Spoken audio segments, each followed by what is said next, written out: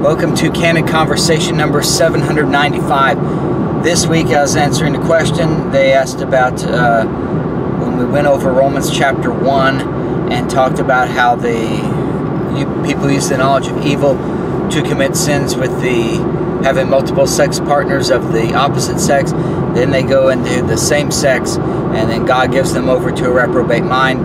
And we talked about transgenderism, and I was asked, well, what about masturbation? Because I didn't mention that. And we've talked in the last two Candid Conversations about how that is a sin that it's not really mentioned in that downward spiral of sexual sin in Romans chapter 1, because I think it's on a different level. And it's not really a thing where you're trying to get rid of the knowledge of God and you're trying to get power and control over the opposite sex and the same sex in a way to say that you are God. Because in the Romans 1 scenario, you take God, you make him likened to an image made like unto corruptible man and a four-footed beast. So you bring him down to your level, in fact below your level, and then you try to bring yourself up through sexual sin. Conquering the opposite sex, conquering the same sex, and now you're God, is what you see there in Romans 1. Masturbation is just really, like I'd mentioned with drugs, it's like a recreational use of drugs. Like I mentioned the hydrocodone example, that it was a good thing for me to have when I was in all that tooth pain that I had. And then after about 4 or 5 days, when the tooth pain was gone, I didn't need it anymore. I just got rid of it because it's good, but it's something that can become addictive, and you can use it just for pleasure's sake, to feel good about yourself. And that's the opioid crisis that we've seen.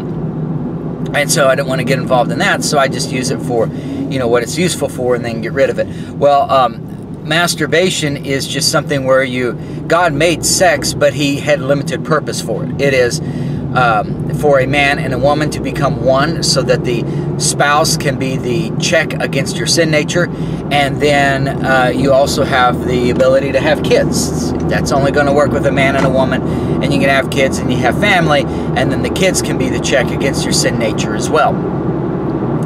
So that's the limited use of sex. It's a good thing, and God designed it, and he made it pleasurable so that you would, or else why in the world would you marry somebody of the opposite sex? Because their mind thinks differently than you.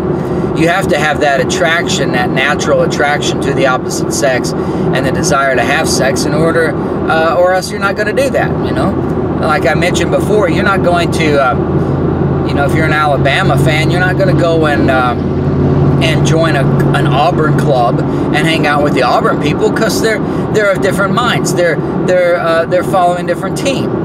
Well, and that's how men and women are. You're not going to hang out with women if you're a man, because they think differently than you. Unless there is that sexual attraction. And so God creates that so that you would be with someone opposite thinking than you, so that it would keep a check on your sin nature. And the real danger of masturbation, and that's what we'll get to today, I think. This is our third message, still haven't got to it. The real danger is that you pursue the sex just for the recreational use of it, just for the pleasure you get from it.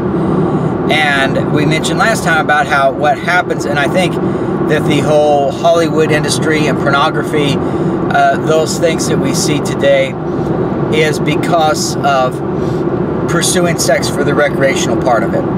As I mentioned, if you've got a wife, the older she gets, the less she looks good physically, and that's just, men are like that too. Just part of the sin nature. We get wrinkles, we gain weight, we get liver spots, physically speaking, if all you're doing is looking at the physical, then you're going to look at your wife or your husband and say, well, they're uglier than when I married them, or not as pretty when they married. But yet, as I mentioned with B, I was married to my wife for 11 years. She found me more physically attractive when she died, and I found her more physically attractive when she died than when we got married, even though physically the world will look at us and say, well, no, they're not as good looking as before. Look at Eric. He doesn't have as much hair as he had before. He's getting a little gray in there. He's gained some weight. he physically can't do what he could do 11 years ago. So it's not, physically speaking, if all you're looking at is the physical, then as the person gets older, after they pass 30, let's say, then they become less attractive. But when they are, when you get to know them and you become one with them in marriage and you go through the trials of life, well, then they become more attractive to you, because it's not just a physical thing. It's a connection that you've made inwardly between you and your spouse. So that the point is, love grows over time between a married man and a woman. But regardless of the physical isn't what's important. It may be what attracts you to the person in the first place, but it's not what's really important. And but the thing is, when you are doing the masturbation and you're just looking for recreational use of sex, well, then what that does is it concentrates solely on the flesh. I'm not becoming one with that person because that's a Hollywood actress or a porn star that I saw. So I'm not becoming, I'm not getting to know them. We're not going through trials in life. I mentioned the Hollywood. That's why the Hollywood relationships don't last too long, because it's all about the physical. And so then when they find some physical flaw, or they find somebody else who is more physically attractive, they dump the first person and go with the other. And that's the industry that Hollywood and print media, magazines, the internet, pornography, that's all been created because of, and for the women, it's not necessarily the pornography. Usually it's the romance novels. They get them getting into that fantasy world. They're looking for Mr. Right. Well, Mr. Right, according to what is in your romance novel, does not exist. There is no man like that, because that's a woman's vision of the perfect man. And you can create that in print, make it look good, but in reality, he doesn't exist. Same thing with the woman in pornography. You can create the woman, you can get the Botox and the breast implants and all this stuff that they do, and fix up. It says, like I mentioned, the news anchors spend a couple hours getting their hair and makeup fixed just right. You can do, but in reality, that's not how that person looks, or that's not a real person. You go down to Walmart, you don't see people like the Hollywood actresses and the porn stars out there at Walmart. They're not real people. Granted, they're real people, but they've made them up and used money and time and everything to make them look perfect for the on-screen stuff. But people in person just aren't like that. So the woman fantasizes about the man in the romance novel, and there is no Mr. Right like that. And the man fantasizes about the woman in the porn video, and there is no woman like that. It's just make-believe. It's just fantasy. So the problem with that, though, is now you're pursuing something from a physical standpoint. And I think, especially for the men, they're more visual than the women. So a woman can read a romance novel, not really have any pictures, and she can fantasize about Mr. Right. But the man is more visual, so that's where the pornography industry comes in, where he's just pursuing sexual pleasure with the masturbation. And so the pornography, or just watching, maybe if it's a husband and a wife that's watching each other, well, they're not going to watch a porn, and the woman's not going to watch the porno, because I mentioned, the sin nature of men is disgusting to women. So, the man thinks it's great, the woman thinks it's, disgusting, because her sin nature operates differently than his. So then that's why they create movies like, let's say, Lethal Weapon, for example. So you get a sex scene from that. And then the woman will watch it because she wants to see Mel Gibson's butt. That's why a lot of women went to see that. And the men watch it because they liked all the action in there. So then, it caters to both the man and the woman's sin nature there.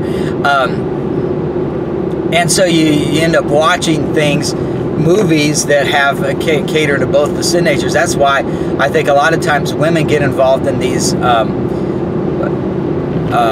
crime shows.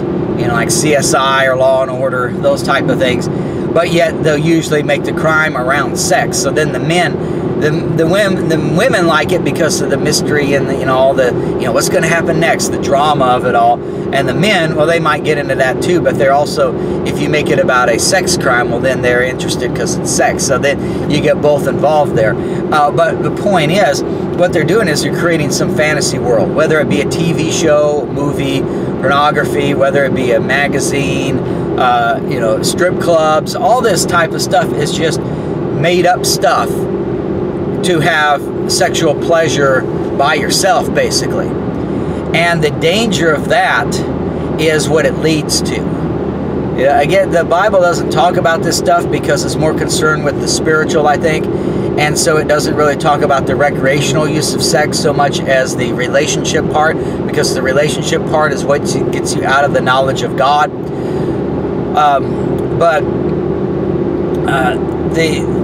What we see in society and how they get away from God, if you're focused on just sexual pleasure, then you've got your focus off of the intent that God made for that thing. Because God made sex. He made it to be enjoyable. He made it to be between one man and one woman for life.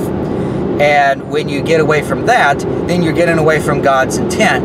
And then you get into the lust of the flesh. And the lust of the flesh is never satisfied.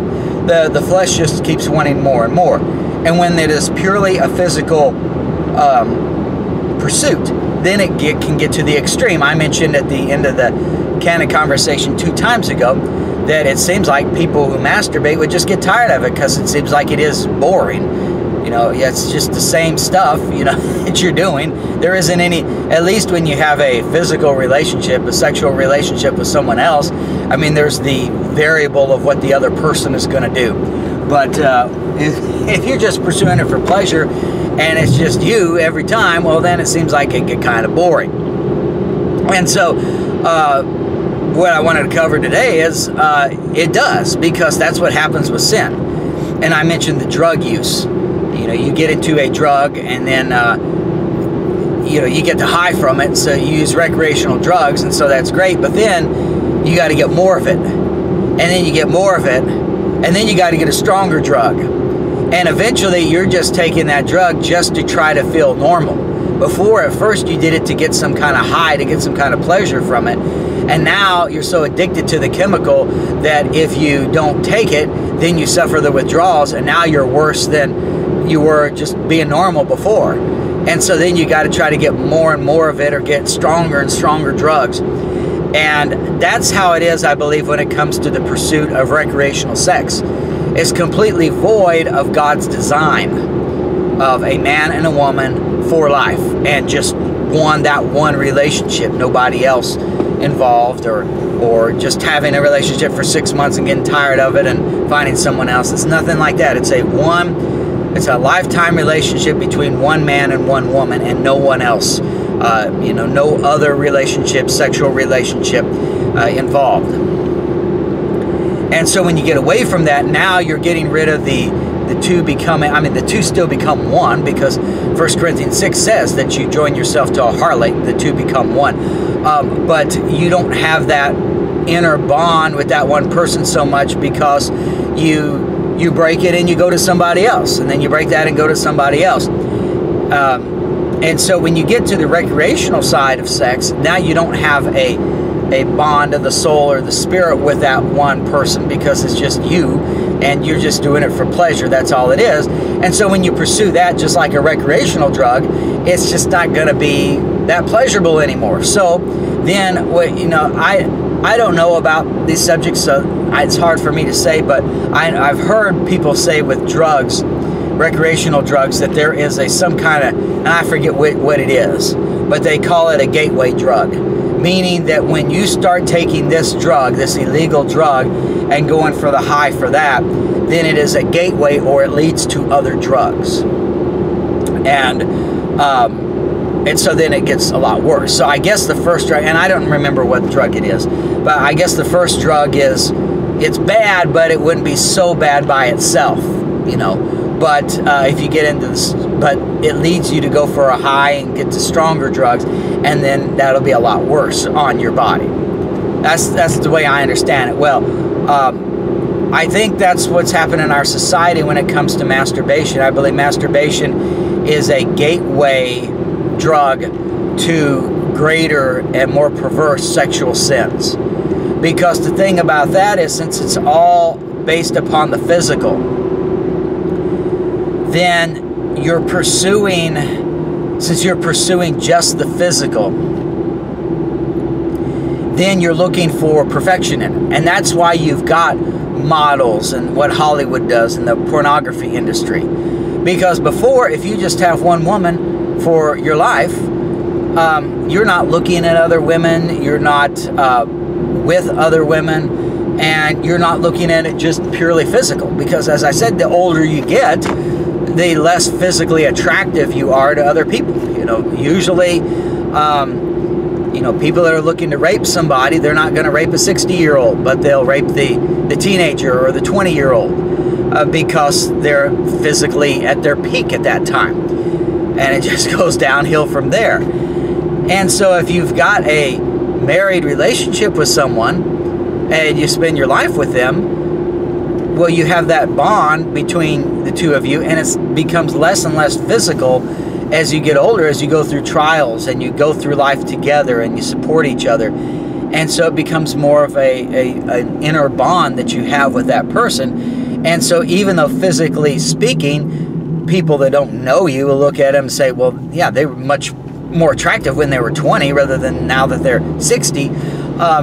For you, that other person is more attractive because of the inner bond that you have. But if you were just doing a recreational sex type pursuit, then what you're doing is you're solely looking at the physical. So you look at the Hollywood actress and you say, oh yeah, that's good. And so you masturbate with the Hollywood actress there, but then suddenly that's not enough. So now you got to go to the porn star, and then you're just looking for certain stuff. And then I've heard they have all kinds of kinky stuff, and I don't know, you know, all that's disgusting to me, so I don't get into that. But my understanding is, you know, they got all kinds of, you know, different fetishes, they call them, that you can get into. Well, the reason is because just the normal stuff isn't enough for you. You got to get it, try to seek out pleasure from, you know, you got to get more and more into it to try to get the same amount of pleasure that you had initially. And so the result then is, and this is why I say it's a gateway, that masturbation is a gateway thing to all kinds of sexual perversion, is you look, since it's all about the physical. And I think that's why you have, then people go out and they, you know, they have the drug rape thing. Bill Cosby was seen of that, where he had all these people that were on the Cosby Show, and he would, my understanding from the little news I read about it, was that he would find somebody that was going to be, you know, guest on the show, give them some kind of a drink that had a drug in it. It would knock them out, and then you have sex with them. I mean, that's perverse, that you would rape somebody by drugging them. I mean, first off, to drug anybody is bad, and then you just have your way with them is crazy, you know that. But it's all about the physical. It's about the, and then it becomes more of a, before it was just the pleasure that you get from sexually gratifying yourself. Now it becomes more of a control thing. You know, you got to have, it shows that you can control people in sex. So then you get the pleasure from that control, I guess is what it is. And so, you know, that's what Bill Cosby was accused of. Hugh Hefner, I understand, was the same way, and maybe he learned it from him. I don't know. But you hear about things like that. So you've got the drug rape type thing, and then you've got the physical rape that happens. Well then, and now the biggest thing, and people don't want to talk about it since we're talking about sexual sin, the biggest thing now is the sex trafficking and the child rape. They call it child molestation. Well, that makes it sound better than what it is. It's rape is what it is, raping children. Jeffrey Epstein had kids coming over and doing, you know, paying them basically to have sex with these girls that were all underage. So then you get into the child stuff. And I think the reason for that is because if you're looking for the perfect physical specimen, because remember, you're with masturbation, it's all about your sexual pleasure that you feel entirely based upon the physical. So at first the Hollywood actress is good enough for you, then it's got to be the porn star, then it's got to be the kinky stuff, then you're raping kids. Well, the reason it goes down to kids, and why child rape is such a big thing nowadays, is because now that's where you get the perfection. You don't have the wrinkles. You know, a 12-year-old isn't going to have all the wrinkles and all the weight problems and all these things that when you look for that perfect physical specimen. Well, then that's what it looks like. And the media goes right into it. You know, what's sad is that when I was growing up, kids looked like kids. You know, they didn't dress. You didn't have any low-cut blouse for a 12-year-old. Their parents would not allow them to wear makeup or jewelry. You just look at them and you see they're kids. Nowadays, I remember Lana and I, we went to this donut shop before we were going to have our Sunday study, and you could tell they were dressed up for church. It was a mother, and then the girl who was, I'm guessing about 12, she's wearing these high heels, she's wearing a real short, low-cut dress, she's got makeup on. I mean, to me, she looked like a prostitute, and she's only like 12 years old. And kids nowadays, they're looking like adults. And our society, they're trying to make adults out of kids, you know, sooner and sooner. They get the idea that you could determine your own sex, that you're a boy only if you say you're a boy, or you're a girl only if you say you're a girl. They get younger and younger with that stuff, and they force it upon them as early as kindergarten or first grade, I believe. It's like you've got to make all these adult decisions, whether you're going to go against what God made you or not, and that you got to look just like the adult. I remember saw a commercial with Target. You know, Target is bad in the liberal progressive agenda, and they had I think it was a girl, I don't know, looked to be about 12, and she's dressed so provocatively in the commercial or in the print ad. I think it was a print ad on the internet. It just came up, you know, next to my email, and the girl looks just like, you know, trying to make her look like an adult with the makeup and everything, and her hair done, and how she's dressed and all that. And it's just, you know, it's just an abominable. You think of the progression of that stuff before we got into the cities, where I mentioned 1920 is really the turning point for Americans, where the first time in our history the majority of people in America lived in a city. Before then, first off, dresses for women would go down to their ankles. They're not going to show off any of their legs. And if a woman in the country back in the late 1800s wore makeup, she was a prostitute. Adult women did not wear dresses where they showed off any legs, and they didn't wear makeup because that was considered to be prostitutes. And now everybody wears the makeup. I think every single woman wears lipstick, almost all of them. You know, you could do that. I'm not saying you can't do that, but I'm saying look at how society has changed. And you'll never see a dress going down to, well, first off, you probably won't see a dress, but if you do, you're not going to see it going down to the ankles.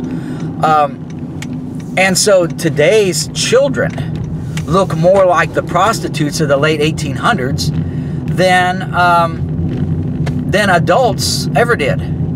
And it's just because now it's all about that image, because of what Hollywood has done, and because the masturbation. It's all about a recreational pursuit of sex. And so the reason we have such a big problem with sex trafficking and child rape and child pornography is because it's just looking for that perfect physical specimen. And the younger they are, well, the less the curse of sin has affected their bodies. So they don't have the wrinkles and everything. And so you think, well, it's perverse that a 60-year-old man will lust after a 12-year-old. Well, it is. It is perverse. But that's what the society has created, and it started with the gateway drug of masturbation. So while the Bible doesn't mention masturbation, you can apply biblical principles and see what's going on there. You get away from God's design of sex, you make it a purely recreational use, and now you just got to get into worse things like the rape and the and going after children, those types of things. Just like a drug, when you go for the pursuit of pleasure or a high from a recreational drug, well, now you got to get worse and worse drugs.